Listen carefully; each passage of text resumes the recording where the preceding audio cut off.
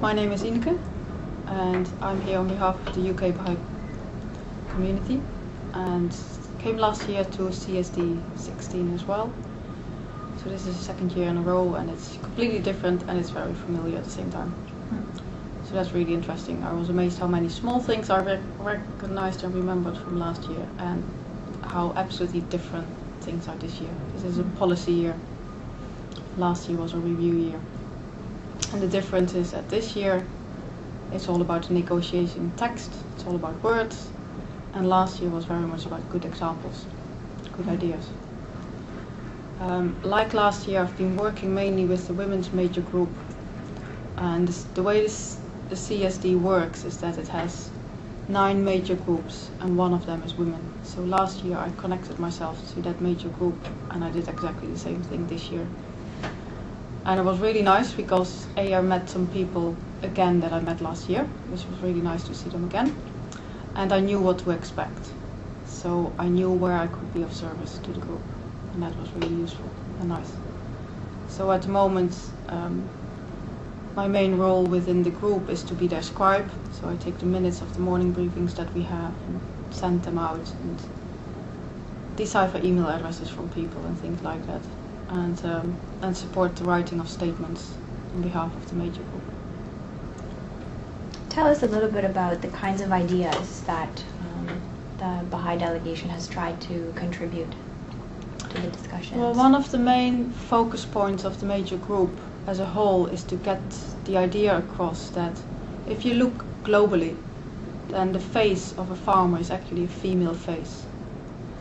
So that's the key points that as a major group we're trying to get across, because it has all kinds of impacts on access to education, access to training, farm inputs, credits, anything you can think of, input into policy making, decision making. And it's really to get that point across that if you're talking about agriculture and rural development, then you need to think about women and girls. And of course, from a Baha'i point of view, that is it's very easy to make the links. It's very easy to get the point and to understand how we can provide a Baha'i input. So for a lot of the times, the statements that we can provide are very strongly linked to, I would say, Baha'i writings, Baha'i principles. And I found it very easy to sort of put in the Baha'i input there, because it's already so many of these women that are part of the major group are already thinking along those lines. And then the other very strong aspect that we try to get in to statements and the way people think is also ethical implications of whatever policies are implemented, to make people realize that whatever you do on a small scale actually could have major implications elsewhere. So, like for instance yesterday, when the women's group delivered a statement on behalf of all the major groups, we actually managed to keep ethical implications in there, and that was really, really nice, because I don't think we would have managed to do that last year. So it was really good that that was kept in and wasn't thrown out by other people. And you talked a little bit before about the importance of words and the importance of being able to express ideas and concepts effectively and succinctly. Can you talk a little bit more about the importance of that from a Baha'i perspective as well? Yeah, well, this year's a policy year, so they started off with having a negotiation text, a standard document, and then all the government delegations start putting comments into that document and saying, oh, we want to delete this and we want to add this and we want to change words such as for this and that. So you end up with really needing to understand words and to really be aware of the power of expression and the power of words. And if you master that skill, then you can achieve a lot.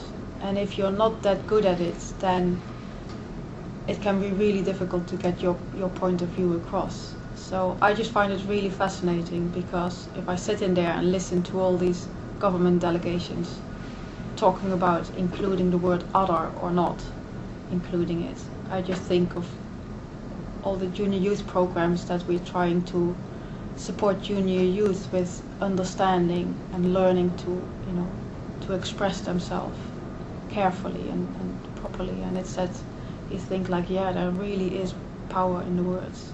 It really is. And this year, to me, it's very clear. Last year it wasn't as important at all as this year. So yeah, I find it just actually really fascinating.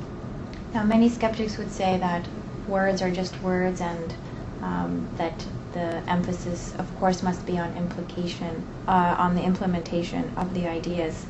Can you talk a little bit about the relationship between the power of expression that you talked about, and then how that influences a unity of thinking that arises around the issues, such as in the Commission?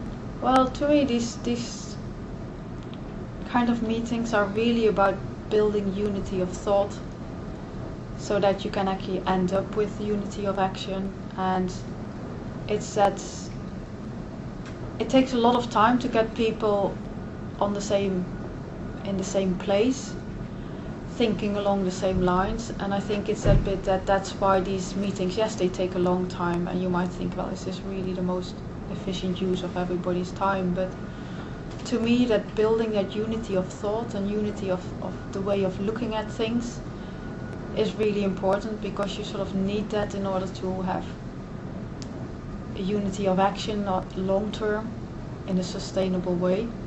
And this whole Commission is about sustainability. So yes, you might have to spend some time on building that before you can actually being active in an effective way.